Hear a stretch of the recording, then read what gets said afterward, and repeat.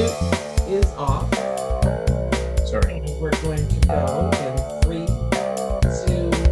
2, 1, and Hi, Steve Gillmor here. This is the Gillmor Gang. We're coming to you from,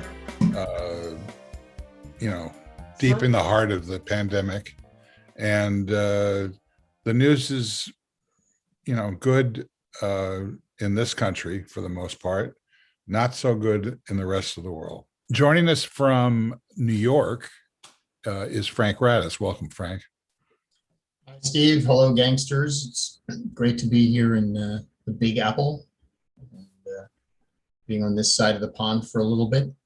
And not to get this started, but in general, if everybody could sort of kick in something that's top of mind or of interest to you that we may or may not talk about on the show. So what would that be for you, Frank? It would be the crucifixion of Liz Cheney. Okay, excellent. That's the one that's not excellent, but yes, we have lots to talk about there. Yeah. From Palo Alto, it's Keith Teare. Welcome, Keith. Pleasure to be here on this beautiful sunny Friday, May the 7th, actually, Steve. Oh, well, thank you for that. So, well, there's a lot. It's been a big week. The Facebook oversight panel caught my attention for various reasons, and just a whole bunch of further evidence in the world of crypto that it is becoming mainstream, like Goldman Sachs starting to do trading desk stuff. Okay, so now you're filibustering here. Those are the two things. Oh, two. Yeah, I would add the Facebook thing to my list if not, because now obviously we're going to two. We're going to two everywhere. Yeah, two. So buy one get one free. Evidently, BOGO. Okay, and just a warning or a point to you, Keith. I'm going to be interested not just in the cheerleading that you're going to do, but also what your perspective is on the downsides of what you see is happening. And, what are the potential blockers of crypto, for example? So get ready for that. There will be a test. It's not natural to me to become a pessimist. I understand, but that's the job, and you signed up for it. Okay. I think there's one good answer, Keith. I can help you out with that. If Frank is just cannot wait to get started. So but we're going to keep introducing people here because there's a whole bunch of them on the screen here. So one of them is in Massachusetts is Denis Pombriant. Welcome, Denis. Hey, Steve. Hi, everybody. I have one real bone to pick with AT&T Wireless. They're a bunch of dirty, rotten scalawags, and I hope we can talk about that. Excellent. And well timed for the lower third, by the way. In Seattle, Washington, or nearby, is Michael Markman. Welcome, Michael. Howdy do. I have one thing, which is it's just another side of the thing that Frank raised, and the thing that I think Keith raised. Facebook and Liz Cheney are just two aspects of the battle between the Trump world and the free world. There are other aspects of that to talk about. Yeah. Reality, as Denis mentions, right? Michael's chosen a very controversial opening statement there. And I'm not giving him any counter, orders either. Well, no, I find it interesting that there was like a 2-2, and then all of a sudden we got a 1 that's a 4. Paging Frank Radice, there's a call for you.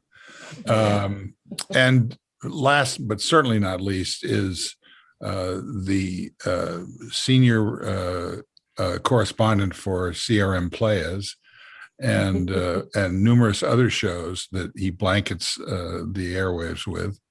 But he's gracing us with his presence, and that's the amazing What's your name?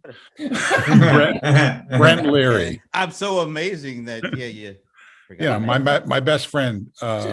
Steve, just read it off the screen. It's in the lower third. Well, actually, it's not. I'm on the gallery view, so it's not there. I don't think I'm the senior member of Serum Players either, because Paul Greenberg is, slightly older than me. No, I'm talking about it like, senior correspondent at the White House. That has nothing to do with age. Yeah, I was trying to go down to see the signing of the new bill in Florida, but I'm not a member of Fox and Friends, so I wasn't able to watch. Yeah, that's insane. You were shut out, huh? I was shut out. So Steve, what Go on. is that? What you want to talk about, or that you're interested in, or That, you I also think we need to spend some time discussing the brand new, shiny new communication vehicle that the Trump folks rolled out. It's called a blog, and I think it's important to talk Yeah. about that too. Keith, what do you think about the prospects for this blogging thing? You think that's going to go anywhere? Well, the man's a great writer. He's got a wonderful. He's a great writer. He knows how to use I exclamation understood that you're points trying to and get me to go to the dark side. I saw your ruse immediately. Which one was that?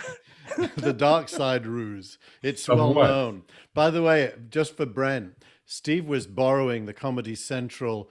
Do you remember? And now we're going to go over to our senior black correspondent. yes, or colored. We can Yeah. use that as well. Yeah. No, When This news, meme, which when of news course breaks- is completely manufactured by Brent, and there's I just thought I videotape heard to it. prove I that admit- you did not. You did not. I misheard. I'm You sorry. did not I misheard. think you heard it. That is a misspoke. As I it were. misspoke and misheard. Okay. And any other miss you might be, we'll stay at just misheard, misspoke. Yeah, I don't get into Miss Universe, whatever you do. No, we're gonna leave that out there. Oh. Okay. misunderstood. All right, Frank. always there. You are unleashed officially. Well, now, Yeah. now, what that whole private screening for Fox in Florida, it didn't just piss me off that they just gave it to Fox. Look, you want a national platform, that's what you do, but the slap in the face of the people who live in Florida that depend on the local news there. I mean, the argument that they were going to get, by virtue of the fact that they were going live on Fox, they would get virtually all the local coverage that they needed, is a lie. It doesn't work that way. I'm not sure that's true. I mean, don't you think that Fox carrying something in Florida is a pretty good way of getting to a lot of people? That's Yeah, another but not- discussion. I think there's no news station that didn't pick up the Fox feed. They didn't show it live, but That's they what I showed it mean. within They- the hour. So Yes, they did, and that's something that everyone would do, is to show it from tape. The fact is that that's the kind of event that one crew would pull, and then be allowed to go on live. It just bothered me. It smelled. So Yes, it's you're saying basically that their refusal to allow a pool camera was the problem. No, I don't think that's a result of the problem. The problem is that they made a deal like that. Yeah, it lacks transparency at some level. It's the people's news, the people's right to see how their government operates. Even if you say you're still giving it out, you're just giving it to Fox. That's a fundamental violation of the people's right, people's First Amendment rights. well, I disagree that it's a violation of the First Amendment right. I don't think you have a right to see everything live. There is no concealment. It was all released. The bill is released. The issue is that putting it on Fox is actually a way of expressing what it's all about. It's all about restricting the vote. It's all about keeping only the people who watch Fox able to elect the representatives in Florida. So it's all of a piece. It's an example of what they're doing. Michael, I don't even think it really is about restricting the vote, because the actual policies, Florida has kind of the most open voting in the whole of the US, even after this, in terms of the rights to vote. There's like 14 days early voting in Miami-Dade. There's 10 days everywhere else. So it's more of a PR stroke psychological war on the election was stolen without actually doing anything real. They're not actually doing anything real. It's much more feeding the frenzy about the election having been stolen. And it's closer to the culture war kind of approach than it is to real policy. Well, I agree, except that real politics now is the culture war. Yeah. I think to go to what Dennis was saying, I mean, look, even if you take it as a full-on PR stunt that fits into the whole zeitgeist of what the big lie is, what the big lie is all about. If you put those together, it makes perfect sense that it goes to Fox, that it's, and that Fox probably pays for it, a licensing fee or whatever, and it becomes a part of that whole sort of Megillah of an ideology. On the other hand, it's just horrible. Well, it is horrible, but the horrible thing is the bigger picture that Dennis brought up. The entire Republican Party is collapsing into the big lie.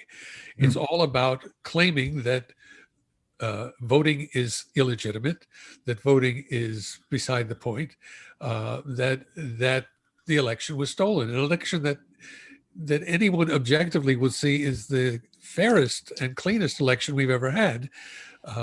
They will not get over the fact that it's the big lie. That'll take you right to Liz Cheney. Okay, but before that's why I said this is all one thing. I kept the paper. Let's not conflate this quite yet. I kept when the you paper. say when you say that something about how this is collapsing, what part of the Republican Party collapsing is a bad thing? I'm not sure that the party is collapsing. The party's ideology is collapsing. There's something going on. What part of that is bad? Well, wait. Let me tell you. There are two paths here. One, which I think is the more likely path, is that the party itself will collapse.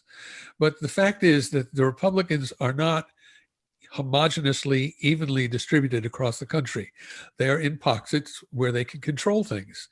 And the structure of the U.S. Constitution and the distribution of people across states is such that there are pockets where the minority has enough power to stymie the majority. And what the Republicans are doing is continuing to concentrate their control so that they have, with a minority, the maximum leverage that they can. That's the issue. I mean, in the big picture, I think it's all going away. If you look at everything that Biden and his team are trying to do, it's remarkable. And I think in the long run, it's going to work out well for the Democrats at the polls. But what's happening in the Republican Party is that it's all turning into a black hole. It's about to, it may disappear down its own black hole, but the gravitational forces are all pulling towards Trumpism. Okay, this is where, in my mind, it goes into the whole Cheney discussion. That's right. That's why I say they're all related. So go ahead, Frank. You were bringing it up. No, you're muting. Yeah, there's some noise. I'm going to go try and kill it. Go ahead. Actually, if Michael, would you take it while I go and try and kill some background noise?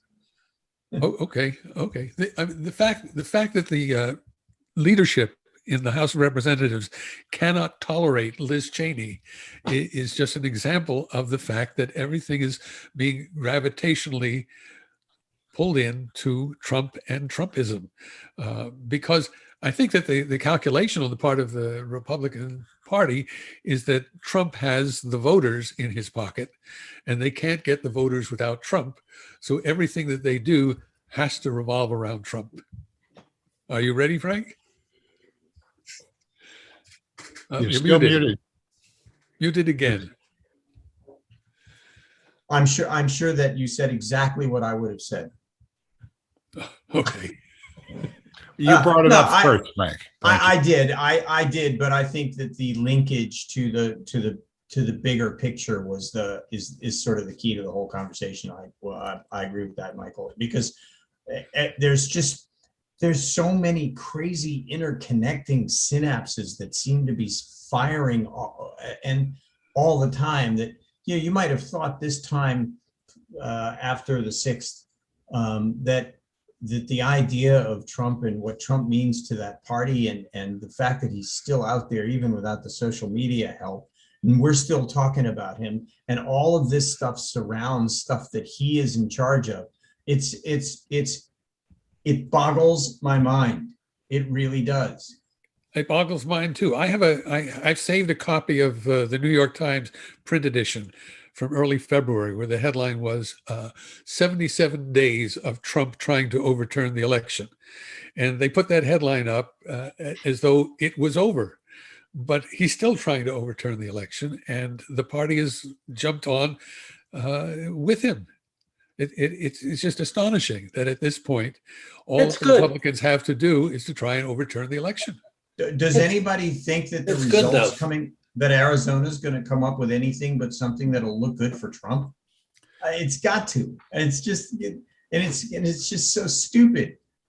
It is stupid, and it has. So it will have, again, I think we're in mind boggle territory as opposed to like, what do we actually think about the net result of all this noise? Is it going to be good for, let's not kick it up to democracy, but is it going to be good for the Democrats? What's happening here? Maybe. I personally doubt that. I think that I would characterize this process as being closer to a purge than anything else. It's basically what parties do when they're deciding who they're going to be. So they've made their decision who they're going to be. They're going after Biden for being, the phrase I heard this week is Biden won the election, but Bernie Sanders won the argument. They're going to go after him for being socialist, for flagrantly spending money. They're going to try to gerrymander, which I think is way more important than filibuster in terms of the future. They're going to get rid of any internal dissenters. And the reason they're doing all that is not because of Trump, but because of the Trump base. Trump is just a symbol. The base actually believes this stuff and is rabid. So what we're going to get is a radical, disruptive Republican Party that is more right-wing than we've previously seen, and stitching up election boundaries so they can win in places where they shouldn't. Okay, so Denis, can you the counter argument?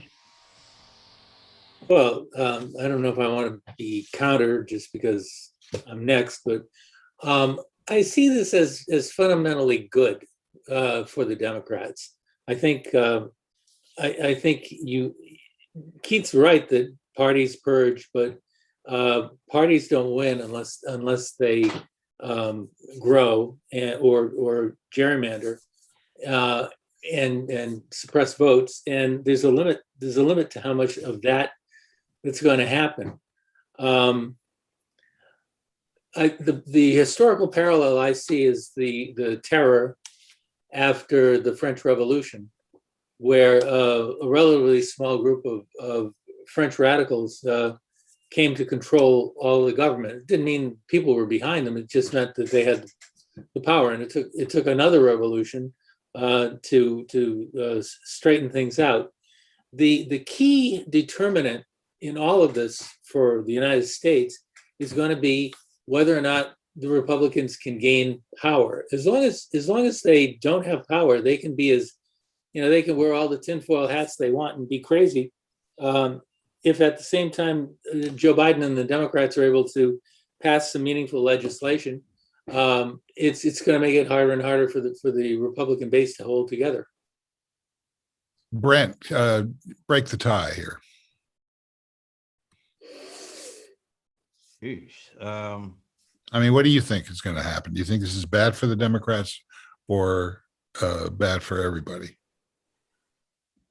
Well, it's definitely bad for everybody in the big scheme of things. I mean, does this feel like there's anybody winning this at this point? I mean, this feels like the fact that we're still talking about what happened in November and I guess what's happened in January 6th. It just feels like a lose-lose to me. And I don't know if we'll see if anybody wins. I guess we have to wait till 2022 because, traditionally, what is it? The party that has the presidency loses seats in the House. And, if that happens, then, I mean, so much for Nancy Pelosi being the Speaker of the House. There goes Georgia. Yeah, there's Kevin McCarthy. There's your guy. Speaker of the House, Kevin McCarthy. How frightening is that? But yeah, I can't tell because this company, the country, the way it's the population is distributed, it's like the folks on the coast, they can yell and do all sorts of stuff, but because there's so many people in these, throughout the country in these Midwestern states that I don't see any big change in the way they vote, unless it's skewing more towards, where they were skewing towards before this. I don't know. Georgia's a weird state too, when you think about it. It's like, yeah, he lost the presidency, he lost the 2 Senate races, but they were like by the skin of the teeth. And I don't know if that's a trend or if that was just some kind of weird happenstance. We won't know anything until really 2022 at the earliest. I'll give you an important tell. I'll give you an important tell.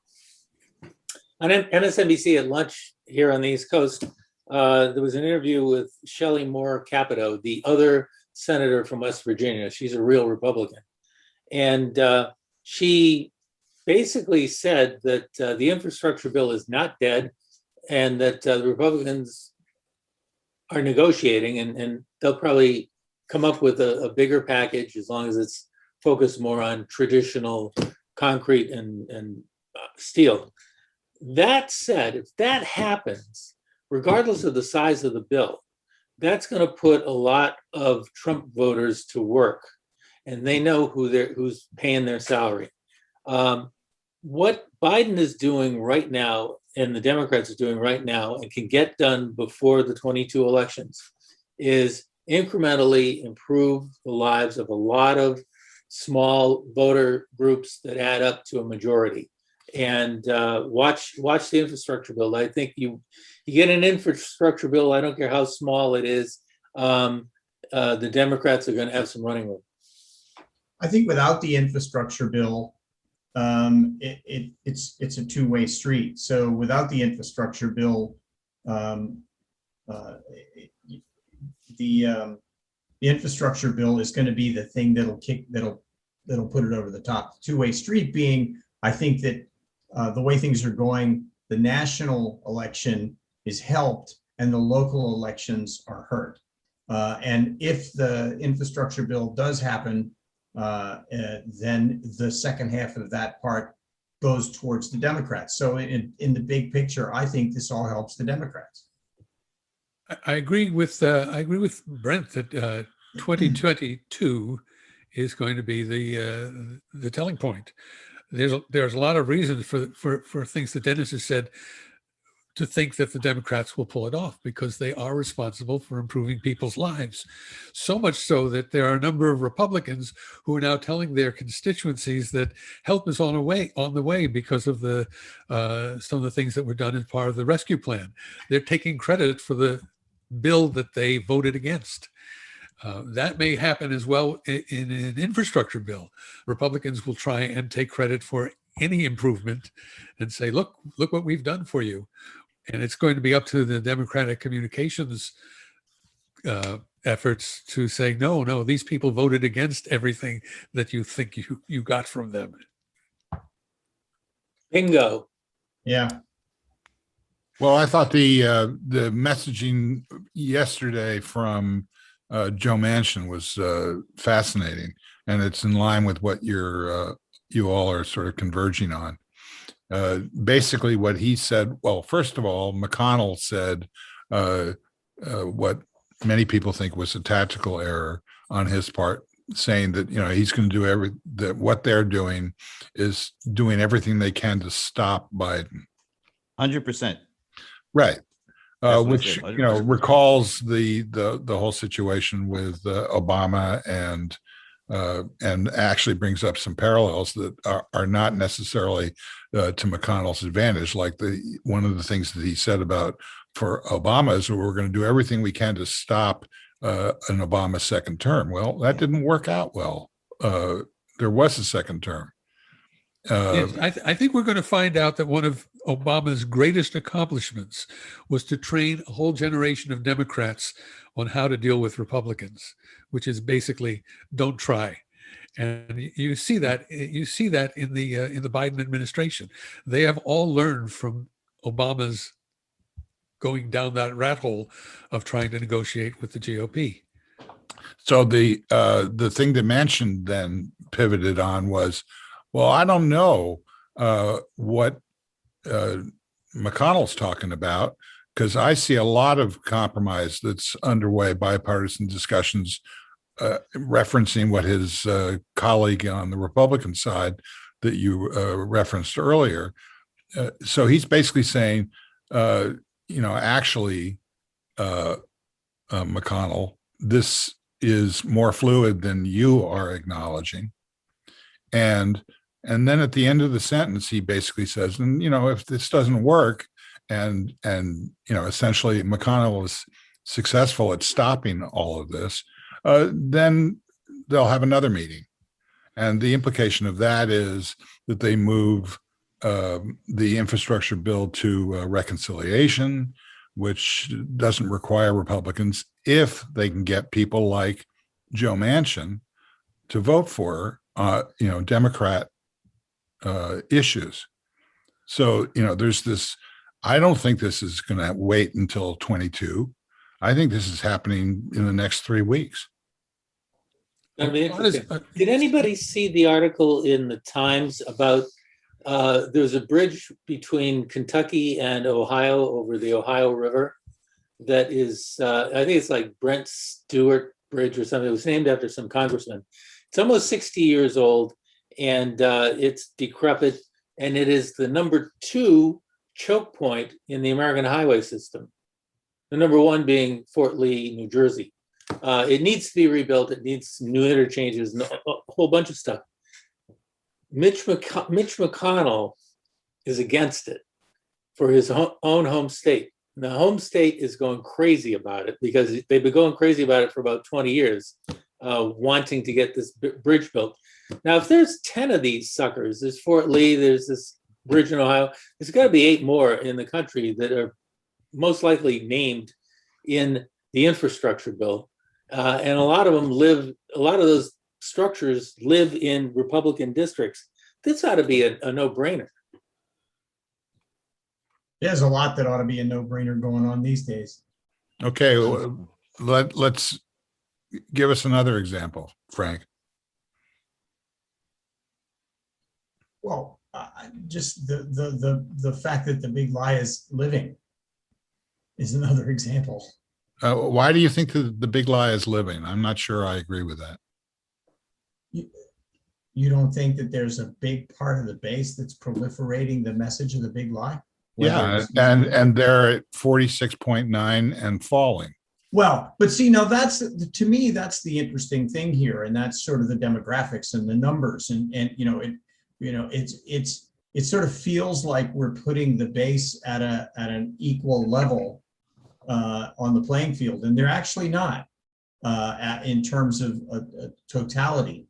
And it's just the way that their votes are distributed that has made them more powerful. But in terms of a group, it is starting to show some signs of weakness in terms of members of that group seeming to be moving more towards the center. And I don't know how many that would take to all of a sudden make that great base be a couple of million lower than it was this time 6 months ago. But I still think that it's, so the numbers there matter. But I still think that the fact that there is still a big number of people who will continue to proliferate that big lie, regardless of whether they believe it or not, by talking about it, the big lie continues to live. And I blame in part the press constantly referring to it. I thought when Trump decided to sort of change the brand of what the big lie was to make it work for him, I thought actually that was genius. Didn't really stick, but I thought it was a great try. It was a good try. It wasn't, if it didn't stick, it wasn't genius. No. Is Well, anybody- I thought it was hilarious.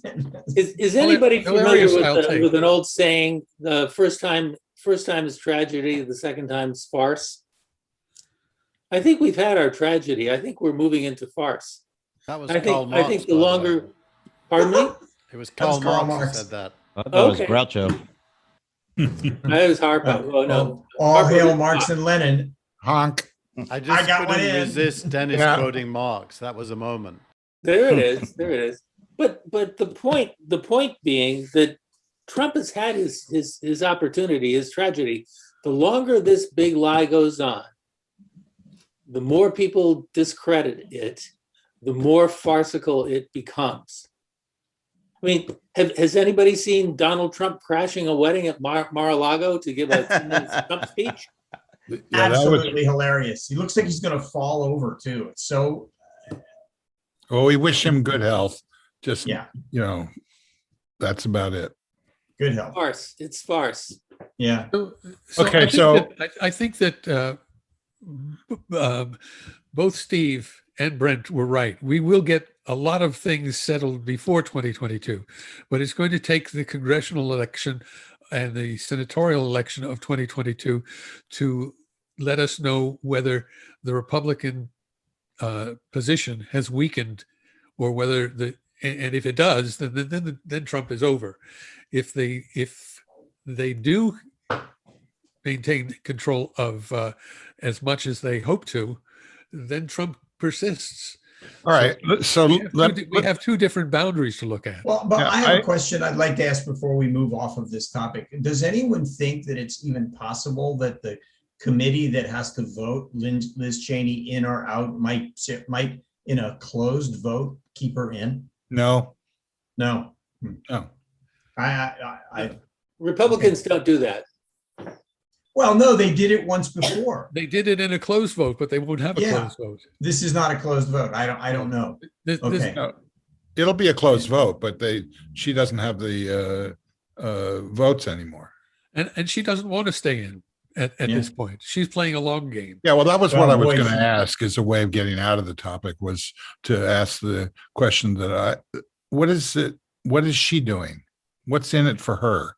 What's she her goes plan? and she gets paid a whole bunch of money to go to CNN or MSNBC as I the see her going to MSNBC. No, well, yeah, wait, or she even loses- Fox. They're not going to kick her out of Congress. She's going to lose her position as in the leadership. She'll Yeah. still be in Congress, and she'll be raising a huge amount of money, because there is still an anti-Trump faction within the Republican Party, and she becomes the leader. But And how does You she know what manifest that? How I does think she it's manifest that as the leader? What does she do? Go on, start a blog? I don't know how much communication she needs to do. She is mainly going to be raising money and putting together a faction. Look, she had an op-ed this week when she laid her position out. She will get as much TV exposure as she wants. It's If she wants to speak, fascinating. nobody's going to. Everybody's going to. Every booker is going to open up and bring her onto the show, so she can say as much or as little as she cares to. It's fascinating that the left has decided that she's good news. It's especially if you look at her voting record. She is a Republican who has been embraced by the Democrats. I don't know about that. I've been toying in my mind with the old game theory idea that my enemy's enemy is my friend. Mm. But if you look at what she's done before this blow up with Trump, she is such an enemy that coming out to support the truth, which is basically all she's doing, I don't think is enough to move the scale for Democrats to do anything to lift a finger to help her. I mean, at most you can thank her for the self-sacrifice and watch her crash and burn.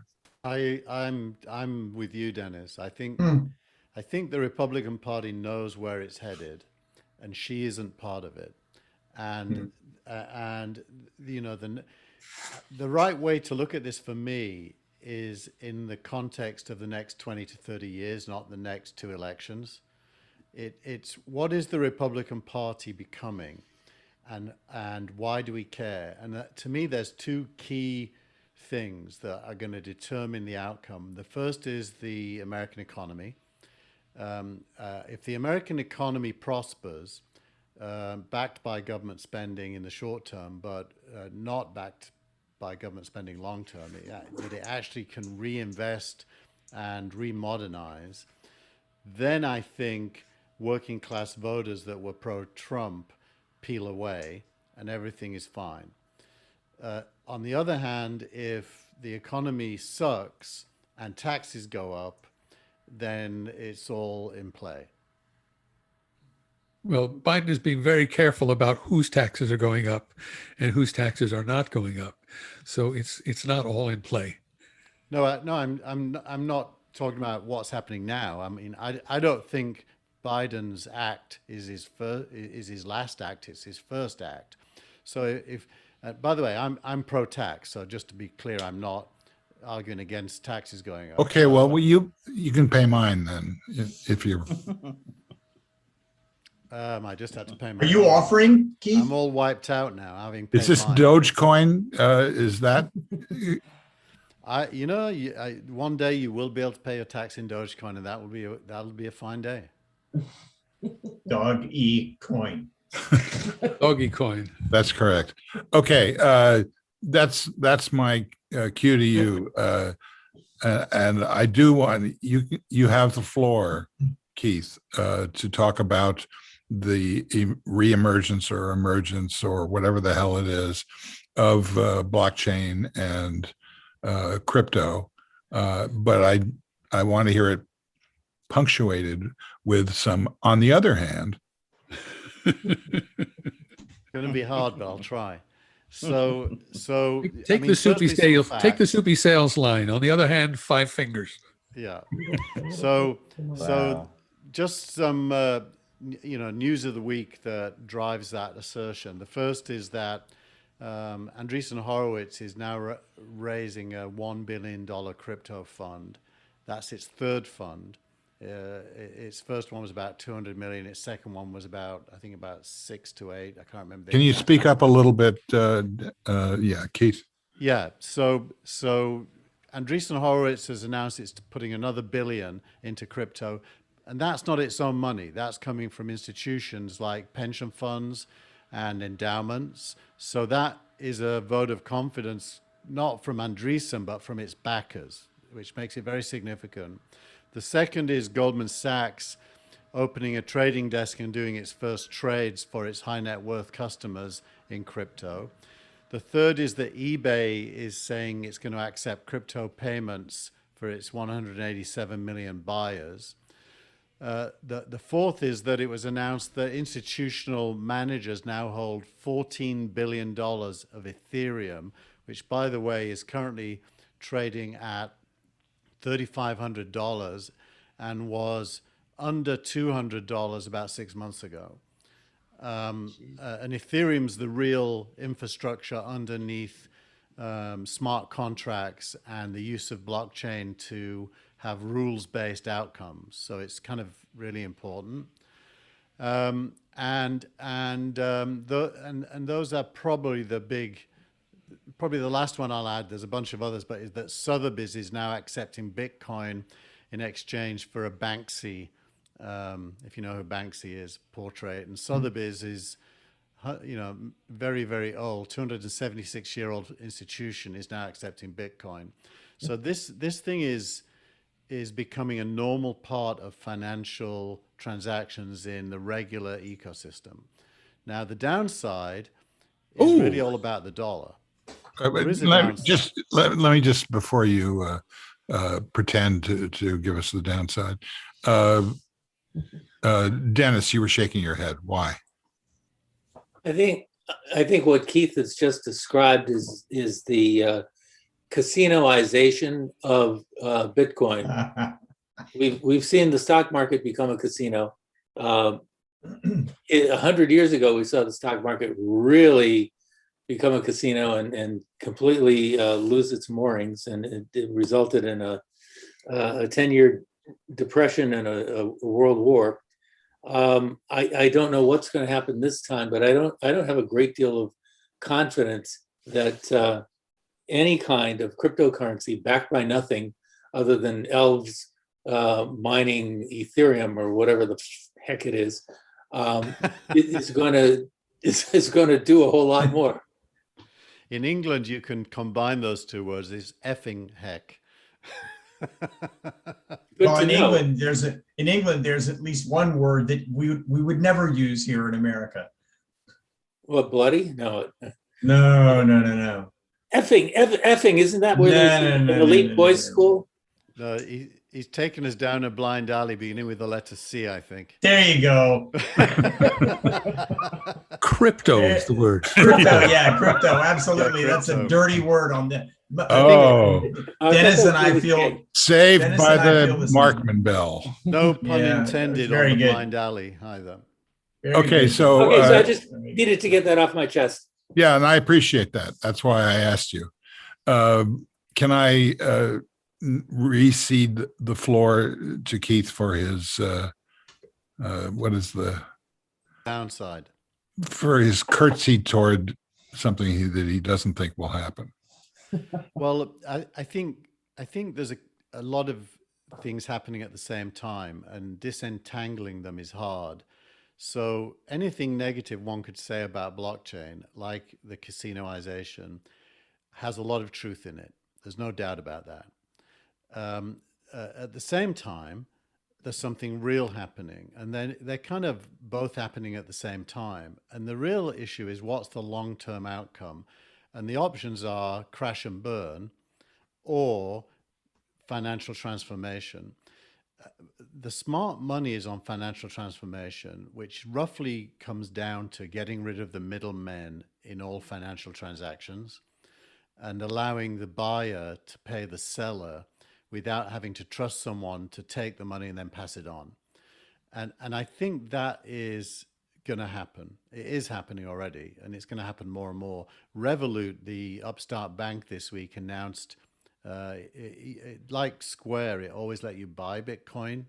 Now it's going to let you withdraw it and put it into a wallet that isn't held by them. So bit by bit, it's becoming something that exists. You have so many dollars, so many Ethereum, so many Bitcoin in a wallet, and you can move money between them and into stocks and shares, by the way.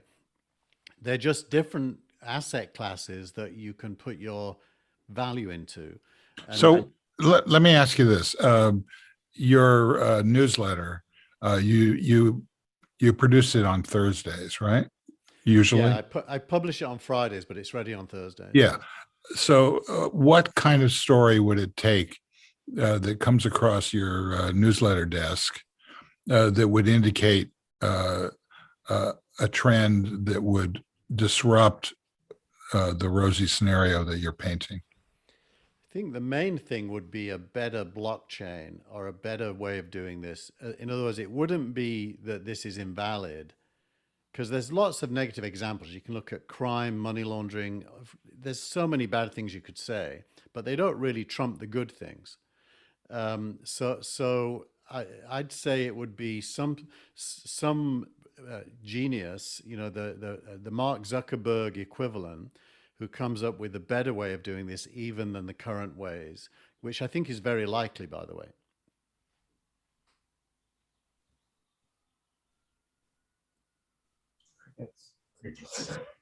They're on the Rodecaster Pro that we're using to venture into the other unsubstantiated world called Clubhouse, has a crickets button. Yeah, and as I've said previously, I'm not afraid of somebody. I think Dennis left Because you said Clubhouse. Oh, Me and Dennis took off. I thought that was NFT. I went in sympathy with Brent.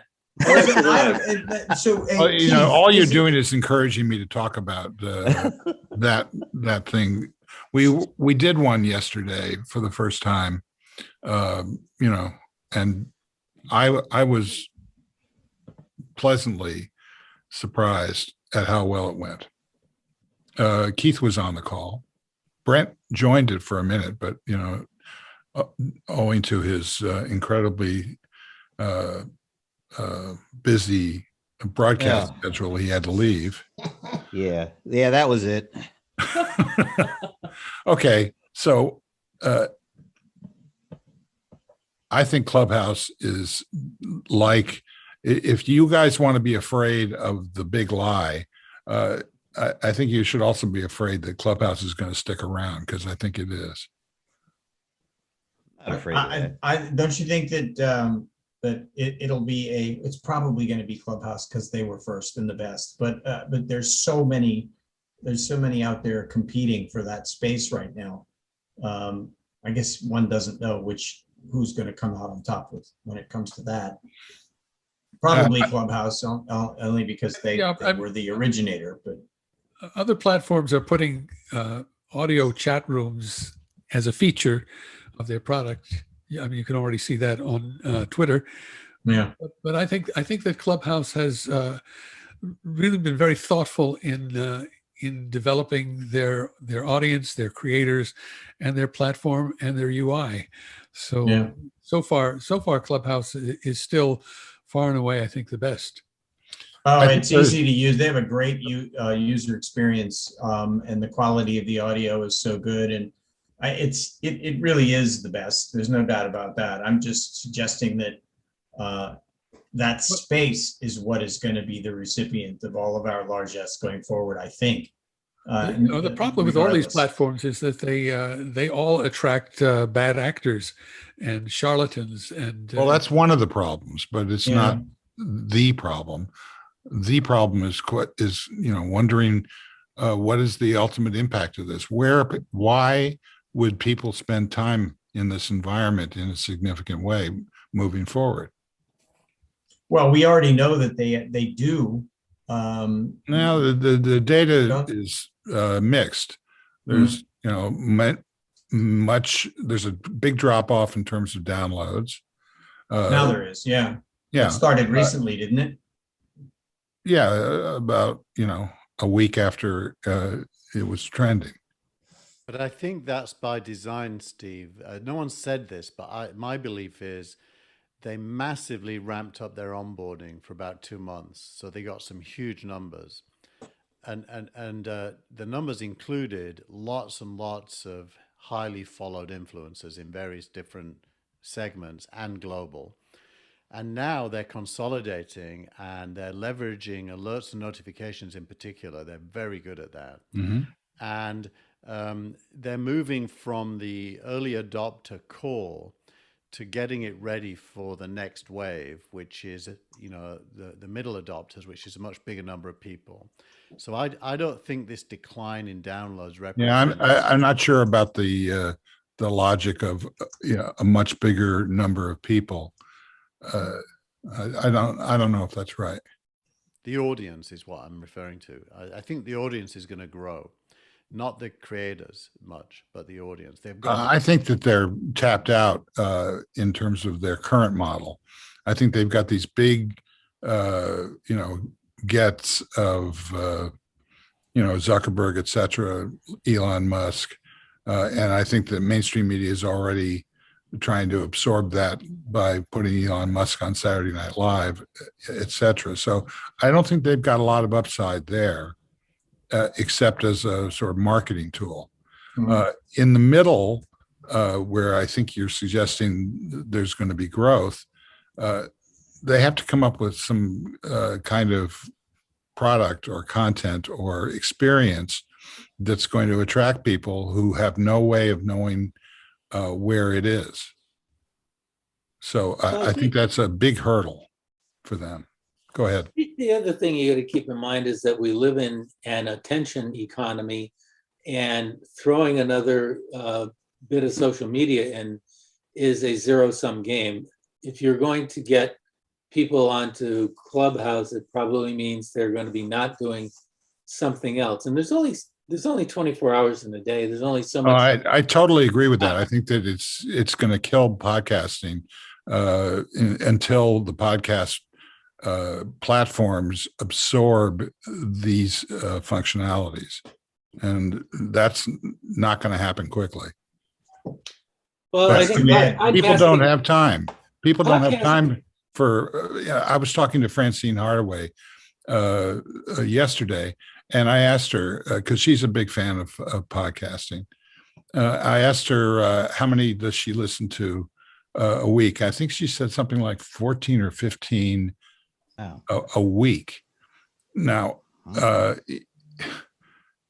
how does she go? Where does the bandwidth come from to get into a 4-hour Clubhouse conversation? It's going to come from, there's going to be 10 or 11 podcasts that she can listen to. It's totally a zero-sum game. Yeah, but don't forget, podcasting serves a slightly different market. You go into Clubhouse not knowing what really is going to be talked about or said, but you go into a podcast with a pretty good idea of who's talking, at least, and some of the things, they're teasers. They'll tease some of the things they're going to talk about, and most often the podcast is already in the can. It's not live, so those are some important differences. And I still agree that it is a zero-sum game, but it doesn't mean one's going to become supreme. I think you're going to have a lot of walking wounded in social media. You're going to have a lot of companies that are doing, okay, they're not killing it anymore. We still have yet to see how the business model for Clubhouse pays out. Right now, podcasting too. Social media in general. Where's the business model? Well, for the bigger podcasts, it's an advertising play. They have sponsorships, and the podcasters all read ads from their sponsors. What's the difference between a big podcast and a network show on linear television? The only difference is that it's on demand. But all those shows are on demand now. Yes, they are. Okay. But there are times where you want an audio experience rather than a visual experience. It gets muddy because most of the big podcasts also put up a camera while they're recording, so they're available as videos as well as audio streams. By the way, the big networks also have huge money to market the target things that they choose. In the news space, all of the news shows are available as podcasts, so it's a very muddy world. My observation of watching the people who my wife listens to a lot of podcasts, mainly Kara Swisher and Matt Taibbi are the two big ones she listens to, but also some of the PBS ones. And, you know, my observation is what I'm seeing is some of those people are migrating either to Clubhouse or Twitter Spaces, and some of them are recording what they do on Clubhouse and then publishing as a podcast. So what they're moving to is the model we've had on the gang forever, which is this is a live recording. It's live. People can watch. On Clubhouse, people can watch and participate, but then you record it and it's available on demand afterwards as well. So that it's unlikely somebody's going to do. There's going to be more and more of a trend away from a pre-recorded podcast to a live one that then is available on demand afterwards, I think. Well, I I don't know. agree. I don't know. So if it's migration so much as metastasizing, because they're not leaving their podcasts. Oh. It's turning out we're going to be in a world where everything is available on every medium and every platform.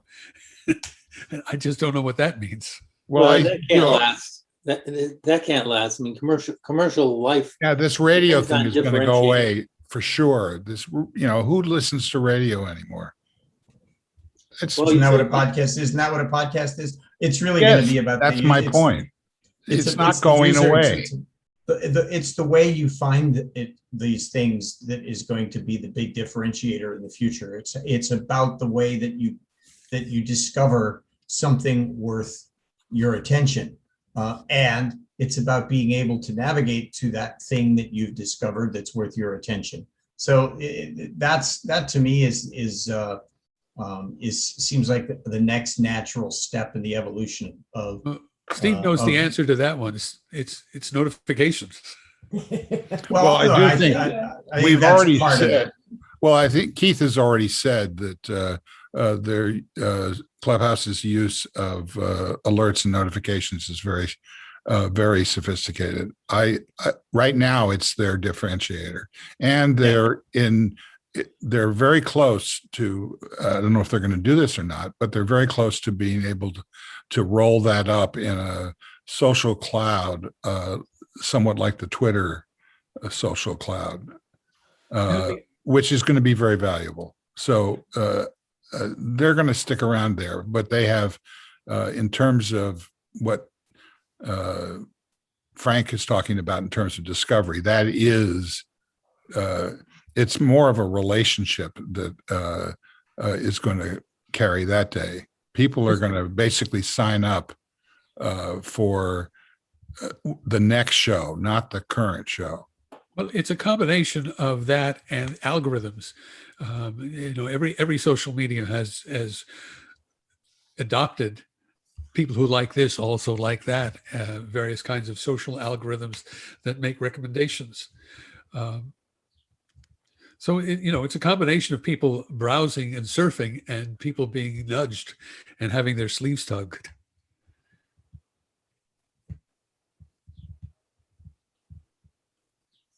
Well, there's no doubt that that people are going to go to the things that they like by nature, and that the algorithms will point them towards things that are similar to those things that they like.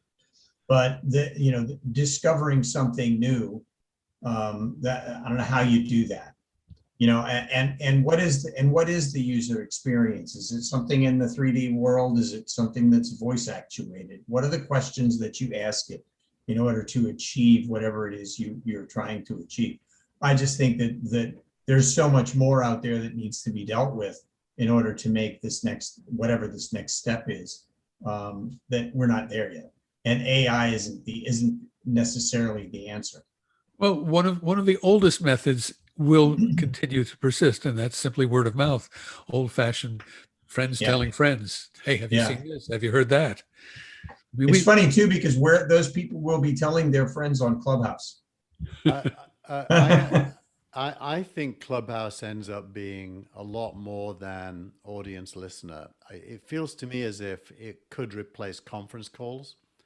It could replace any group conversation for inside businesses or between businesses, because it has a closed concept.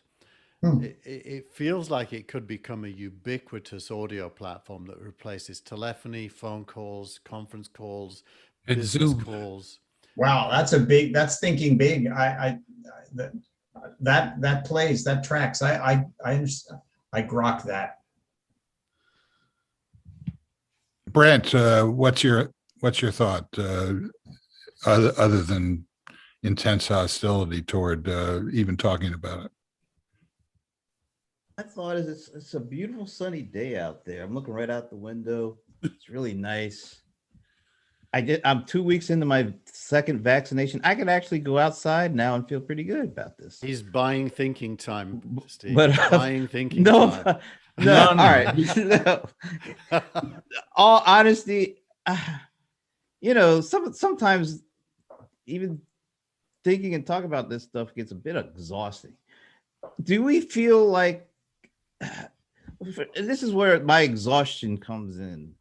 I was watching MSNBC the other day. I don't know whatever his show was. I don't know. But at the end of the show, all right, so they've been on for like 2 or 3 hours. At the end of the show, and they go, and we're going to do a special Clubhouse on. I mean, damn, we just had our 3 hours of our attention. Do you need to do this? I mean, you already are on cable TV. Do you got other stuff? You got video streaming on Peacock. Do you need to be on Clubhouse? Do we really need to have more of you at this point?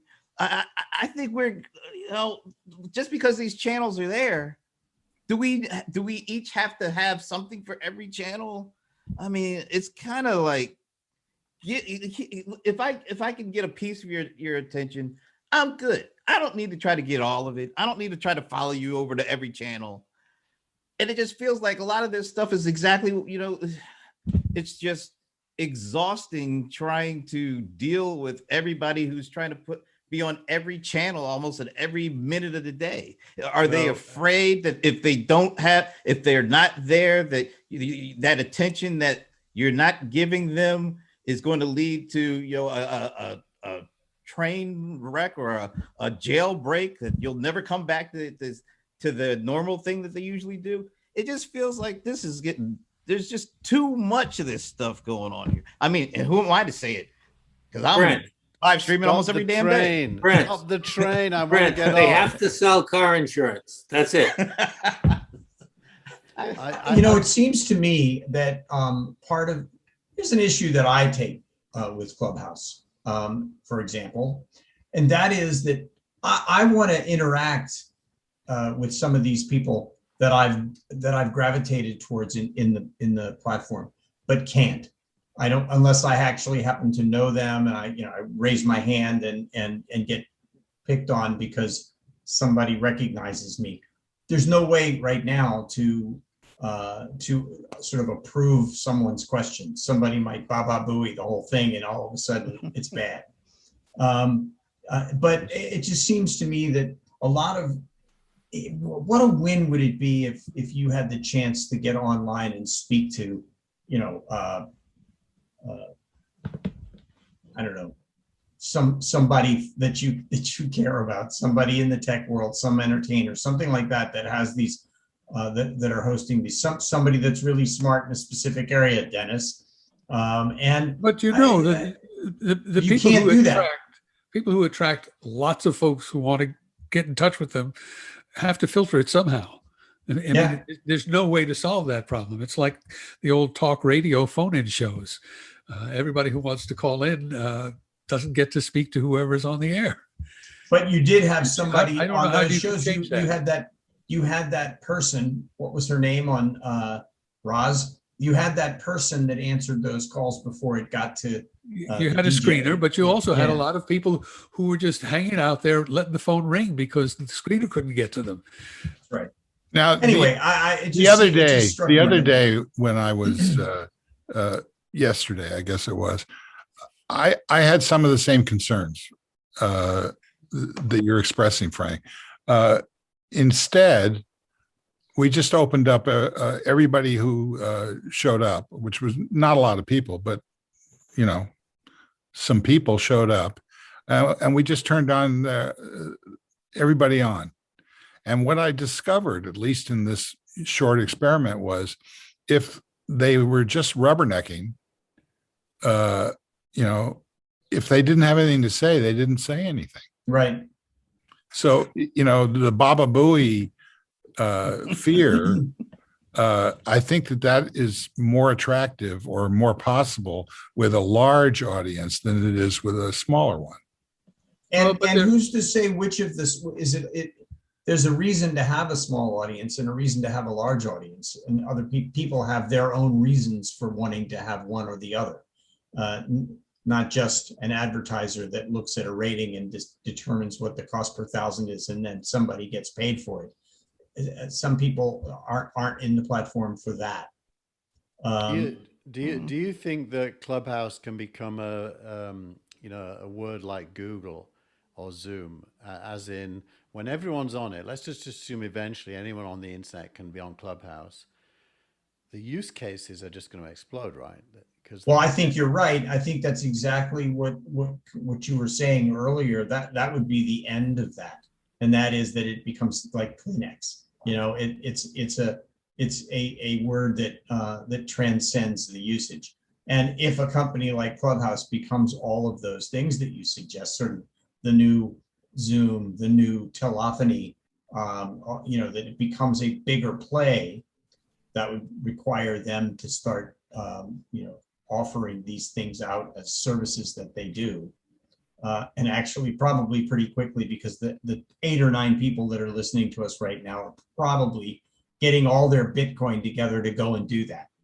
What about, the next election should be a Clubhouse election. Liz Cheney should be using it right now to organize. For what purpose? For what purpose? What is she running for? She's not running for president. She's trying to win as big a chunk of the Republican base as she possibly can. No, I think she's just trying to put a marker down for after the big lie gets so boring to so many people that the percentage of the so-called base drops below like 40%, at which point, who cares? Well, then I'll give a different example, because I don't want it to be a Liz Cheney point, because I think it's more of a Clubhouse point. One of the guys that showed up when me and Steve were on was this guy from Manchester called Doug, I think. And Doug is a Manchester United fan. And this is the last 2 weeks, there's been this huge controversy about the ownership of the team. And he said, why couldn't we use Clubhouse to organize the fans, to buy the club? So it's more to do with Clubhouse as potentially as an organizing platform for anything, a business goal, a social goal, any goal. I can see that the thing that I think most of the little unknown people, they want to use Clubhouse to grow an audience. You guys are talking about folks who already have an audience, and then they use Clubhouse to be able to speak to the audience they already have. That's two different things there. And I see, people want to try to build an audience. They want to be able to say, I've got so and so many people on Clubhouse, and then use that to try to pump them up. I see that more than I see, the Liz Cheneys or the folks who are actually already on cable TV, who have a big platform of their own, or at least they have access to these big platforms, to then use Clubhouse to further integrate the people that they're already reaching with their 30-minute or 30-second time slot. Then they use Clubhouse to extend their opportunity to fully indoctrinate these folks. But what I see, the regular Joe Blow, they're trying to build an audience with that. One thing we haven't talked about, and we probably should, because it's the distaff side of this, is audience burnout, disillusionment, and walking away from social media entirely. I'm not saying that would happen in large numbers, but what would it take? What would it take to see the audience shrink? I think it's happening right now. Yeah, I think so too. Frank, you're on mute. Yes, it's happening right now, but it's actually, if you take a look at the aggregate, it's actually not happening. It's just people are going elsewhere. It's so there's definite figures that show that there's a loss in one area and a gain in another area. It's just that there's such a disparate set of platforms out there that people are just going out there and getting into those. That's what the numbers are showing. So that's the zero sum theory. Yeah, I don't think honestly, I don't think that we as a society, the planet, is going to immediately walk away from the media. I don't think that there can be times where people get media fatigue or fatigue from viewer fatigue or content aggregation fatigue or newsletter fatigue or whatever. None of it's going away. Well, then let me offer one other idea. As we come out of the pandemic, people will have less time at home, less time in front of their screens, and maybe less interest in attending to all of the different platforms and shows or whatever you want to call them. Yeah, I think that's true. But remember that, once they get in the car, they're right back in audio land. Prime time.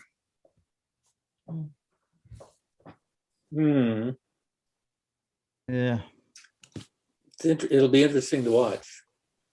It is, the point you do make Dennis, you make a really good point though about the end of the working from home sort of lifestyle when people start to go back, even if it's only a year, if it's a year or two down the road, it doesn't matter.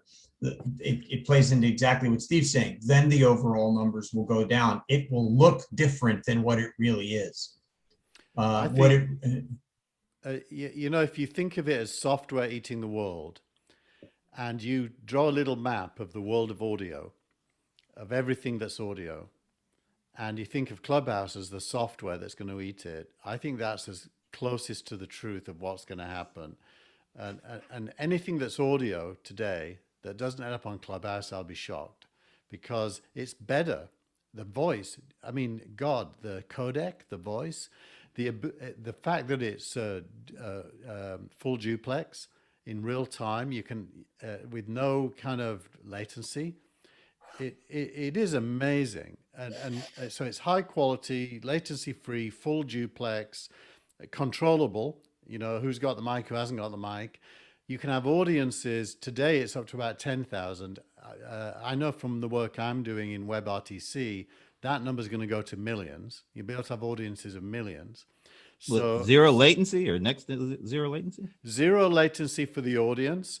In the interactive group will always be a subset of the audience, and they'll have no latency as well. You can't. This reminds me of what's that guy's name who owns the basketball team? Mark Cuban. Mark Cuban. Right. Mark Cuban about what was it? Broadcast.com. Yeah, we may be talking about the same thing. I don't know. Yeah. He was very insistent that there was no way that video was going to work on the internet. Basically, he said, no, it doesn't scale. Well, he was wrong. Very wrong. Yeah. So, when you say millions, yeah, but isn't that more an after effect of what the real value is and what's going on here? It just doesn't. I'm sure it's important to Hoppen and all of these different plays, but I don't understand why millions in a single room means that much. We already have that technology. It's called the major broadcast networks. The Super Bowl. We already know how to do this. Yeah, except the regular people aren't going to get on the major television networks or aren't going to be a part of the Super Bowl. Yes, we do know how to do this, but it's the allowing anybody to be able to use it and to even if it means but a dream. What does that mean? It's just There's the an illusion. gatekeeper There's an argument? illusion here. There are different purposes for getting on Clubhouse. Some people are there to talk. Some people are Yeah. there to have a conversation, and some people are there to listen. Some people are there to promote. Some people are there to explore. They're all there for different reasons. And and typically in media, you have a very small number of people who are putting out the communication, and a much larger people who are sucking it in. That's not going to change. You can't have No. a million people talking. Most of the time, you know, you want to sit back and listen. And sometimes you want to have something to say. Sometimes you want to talk back, but sometimes you want to be the deliverer of the message. And sometimes you want to have a conversation with people whose views you respect, as we're having now. I was just going to say, it's exactly what we're doing now. If you put Well, what you just, you know, we invented this whole thing. I mean, you know, if you, 20 years ago. I mean, X on the seriously. nail, Steve. Yeah, exactly. And it reminds me of another contraction that I will not discuss. I was going to say, Michael, if you put everything you just said into the part of your brain, or I do anyway, which is also where podcasts are. There's another part of my brain which is business calls, and another part of my brain which is webinars. They're all audio. I think they all go onto that platform ultimately because it's better. Eventually, they do, but you know, think back to the old world where people went to business conferences. Sometimes there would be a session that was a panel discussion. Sometimes there would be someone giving a keynote. Sometimes they would throw it open to the audience for Q&A. I mean, it's the same dynamic whether you do it electronically or in a big room. Yeah, and we're going to find out how many people want to get back into a big room anytime soon. Oh, we should. You could take that poll right now. I'll tell you which one I'm going for. Did you notice? What I'm saying is that the human Right interaction, the communications impulse, the learning impulse, the conversation impulse is the same, whether you do it physically in a big meet space or whether you do it electronically over a digital network. You're still doing the same things. Did you notice? It's not. You don't get the same experience though with your face to face. And we just did a whole thing on all these virtual events and how much most of them are not being done effectively because they're just basically trying to replicate the, you know, live experience and put a camera in front of it. It's not the same. This is true. Well, you know, this is the old rear view notion of all new media. When movies came along, they decided to try and photograph and replicate stage plays. And it took them almost a decade to figure out, no, this is a new medium. You can have close-ups, you can have cutting, you can have intercutting between two events. You can have all kinds of things that you can't do in a stage play. Same thing with radio, which tried to put vaudeville on radio. When television tried to put radio on television, eventually every medium finds out what it's good for. Okay, so we've got a hard stop for Brent in a few minutes. So was there anything that you had wanted to talk about at the top of the show that hasn't been talked about yet? I know that there's the big Facebook crisis, but I doubt you're interested in that. No, I thought you guys, that was the hot topic. And now it's only 6 more minutes to talk about that. That's a shame. Well, for you. Well, you guys can take it. Yeah, no, I agree. I don't think there's even 1 minute to talk about it, but that's just me. I just want to subscribe. Did Trump go out with a newsletter yet? Because I'll definitely subscribe to that. No, you won't. That's an alternate fact. I think there's only one headline on the Facebook, which is thanks for the hot potato. Here it is back. Yeah, that's pretty much sums it up. Right? I'm giving you another 6 months to figure this out. I thought the most interesting part of the story, other than that, was the secondary feed that put out the content from the primary feed that also got shut down. I thought that was, to me, that was an interesting thing happening. What? there. Well, that was Twitter, not Facebook. What? there's a secondary group that was refeeding. So I guess it was refeeding it on Twitter. That's right. That was Twitter. They got shut down. But still, I thought that was a very interesting part of that story. Yeah, someone opened an account that just reposted Oh yeah. what Trump was putting in his blog onto Twitter, and Twitter said, "No, you can't. No, he's off the platform. Yeah. This doesn't Yeah. work. Goodbye." And I don't know how I made that sound much more complicated than you just made. No, I just I know. You know, it's you true. were trying to get through a very, very small funnel, which is my brain. You know what was, I think one of the most interesting things about the whole Facebook controversy isn't related to Trump. It's related to Zuckerberg. It basically lays bare the fact that Zuckerberg is the ultimate decision maker and he can't make a freaking decision. Mhm. Whereas Jack Dorsey did. Yeah. The other thing that I Twice. was reminded of, I kind of lost sight of it. Nick Clegg, a former, what was it, associate prime minister, assistant prime minister, deputy prime minister of England, is now working for Facebook, and it's in his lap to try and shepherd this through Zuckerberg's brain. Well, it's right where it should be.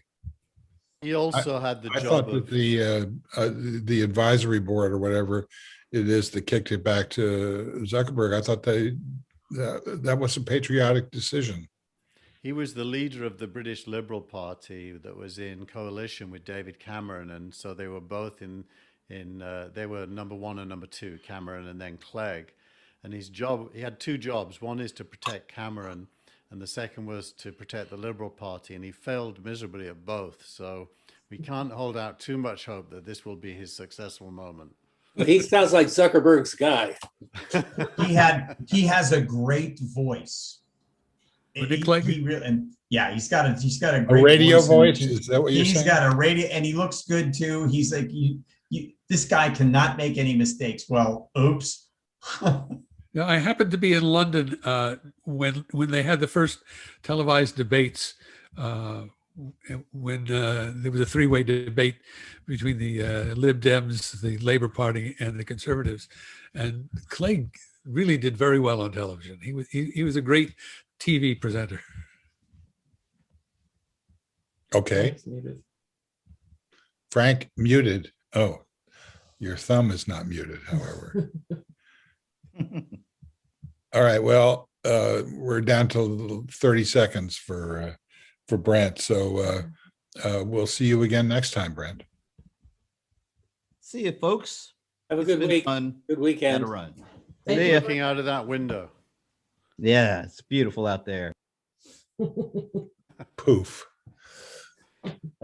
Okay. So have we killed off the Facebook controversy yet? Yeah, I don't think there's anything to do but wait and see what Zuck does in 6 months. Yeah. I could make it more controversial by saying what I really think, which is that, Well, talking to the mic if you're going to. well, it's right here. So I'm, Well, mean, it's short of better doing when this. you're talking to- Well, yeah, that sounds good. that's okay. That sounded. I'd just like to say that what they should have done is they should have reinstated him. That's what Clubhouse sounds like, Keith. Does anybody agree with that? No, I don't. I didn't hear a word he said. I was just He listening said to the tone of he his said voice. he thinks that the former guy should have been reinstated. Would it matter? What the? That's a different question. Probably Yeah, no. no. Would it Here, matter, or Keith, would it only accelerate the farcification of Donald Trump? Well, Look, it would have it's a put very a simple lot. It would have answer. put a lot more money into Trump's coffers because His you have legal the platform defense for fund, you- fundraising. Yeah, but I don't think we should treat social media rules as a tactic in the war against Trump. I think that it's too important what social media is to subvert it to win against Trump. I just rather social media, everyone had a voice, and then we win by being better. Oh my God, that's such a great thing. That's so naive. And I have to say, Trump's position is not completely silenced on Facebook. Right. No, no. There is no cancel culture for Trumpism on Facebook. But I don't think history will judge us well if we believe that banning Trump is right. We won't be judged well 10 years to 20 years from now. It's too much of a tactical approach, and it undermines all ethics when it comes to how debate should be conducted. Well, totally Keith, I think disagree. you're right, That's- but I also think that the whole approach is wrong. The whole approach that Facebook is taking is wrong, which is basically to try to add quality to a production of manufacturing line after the product's already been made. What you need to do is build quality in at every step, which means that you don't ban Trump. You start building an edifice that says, okay, if you want to be on Facebook, you have to be able to do these particular things. Maybe you need to get some kind of certification or licensure if you're planning on addressing the entire world, say beyond 5,000 of your closest friends. But there are terms of service and community guidelines that are built into the product. What they said was, well, because he's the president and a world leader, we'll give him a pass and he can violate our terms of service. And eventually they said, no, he's violated them too far. He just sparked a violent insurrection against the U.S. Capitol. I think that violates our terms of service. It's not a. I don't think you are restricting discourse when you eliminate outright lying. Good luck. I think you're wrong, with Keith. that point of view. Historically, history will look back at this moment and say, man, that guy was a jerk. They did the right thing. That is what history is going to look back and say about what Facebook does. I think that history is going to look back and say, boy, how stupid were they to get themselves in that mess? Thank God they dug them out. They dug themselves out of it. It probably is going to take a couple of 3 or 4 years, maybe 8 years. Somebody said today that it was probably going to be 2 administrations before things get back to normal. I don't think that was on our call, but it may have been earlier. I've completely lost my short-term memory. It's just, I think that it's 180 degrees the other direction, Keith. I think that they will look back on us and say they did the right thing. I think that history never looks favorably on side A winning because side B's voice is closed down.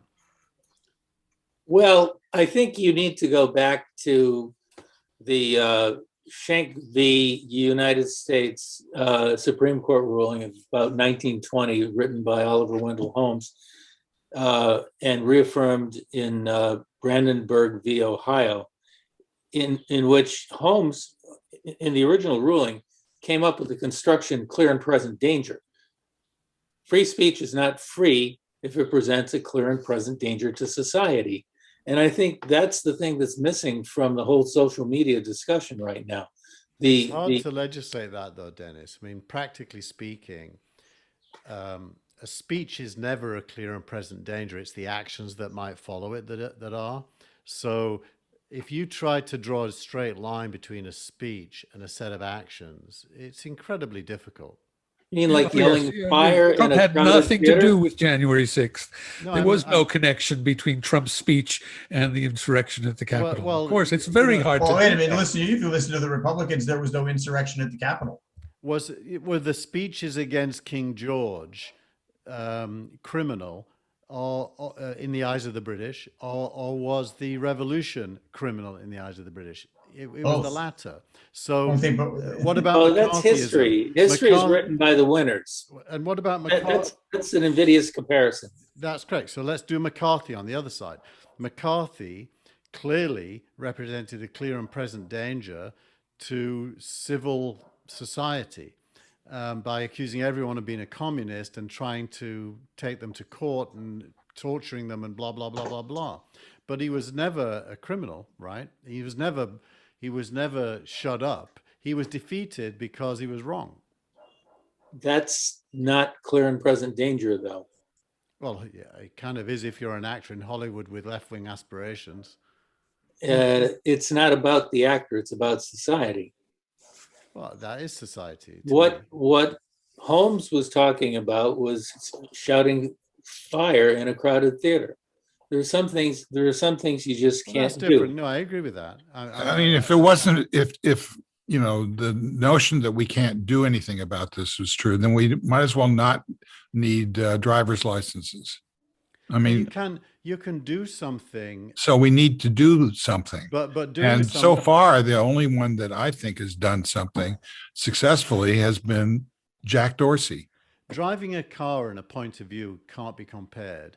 If you have rules around actions, you don't have rules around speech. You just don't. Speech is an action. Well, you can argue that, but I think you'd lose. Well, so far that it's going the other way. Well, only because you're going to hate me for saying this. I almost can't use this word with you, Steve, but I'm going to use it. The only reason is the majority currently supports canceling people who they disagree with, and that's wrong. Well, I don't know what that means. To me, that's I know. a political argument. And what we're talking about here is if I say fire in a theater, the theater has to, fire. if Even Trump. oh, didn't do come that. on. No. Let's all go down to the Capitol and, you know, and because the election was He's kidding. stolen. He doesn't mean it. He's kidding. Right. Look, It's just Let's all an go advertising, down. it's a Go marketing to the campaign. Capitol. I'll be there with you. What I'm telling you is, if that was true, well, let's see if Trump gets prosecuted for that. If it was true, he's a criminal. I don't think they could win a case. Didn't they just let him off of That's the? not the point. That's not the point. That's not the point. We're talking about setting up a set of standards by which we can compare what's good and what's not good vis-a-vis speech on the internet. We're not talking about, you know, Trump's still being investigated. It's too early to say anything about that. It's not true that we can't do nothing about it. The question is, what is the set of standards and rules that we're going to put in place that precede anybody's speech so that everybody knows up front what's fair game? But so think of it this way. By the way, Just you know, there's not enough hard drive space to keep this going much longer. So go ahead. I'll just say one little thing. Steve knows this, but most of you don't. From the end of my bachelor's degree through to being 40 years old, I was a political activist. I was an active Marxist, actually, and I ran a campaign called Workers Against Racism and another one called Hands Off Ireland. And I used to regularly give speeches and write strongly negative points of view about the British state. And with a following and an audience, including mass demonstrations, including getting arrested, supporting Argentina's right to the Malvinas. And therefore, And therefore, I fully don't want anybody to close down the right to dissent. I understand that. You may not get your wish. Well, I don't even think we're talking about the right to dissent. But I don't want to keep going around in circles here. No, Frank has to jump. I'm going to jump. Sorry. Yeah. You I'll shut know, up. okay. Well, I'm not asking you to shut up. I'm telling you to shut up. I know. I have to leave. You're just saying people. nobody else is going to listen, right? I want to blame you Bye-bye. though, Steve, because you Bye, said Frank. you said you wanted more controversy, so I offered some, but I didn't need to. I don't recall saying that. Okay.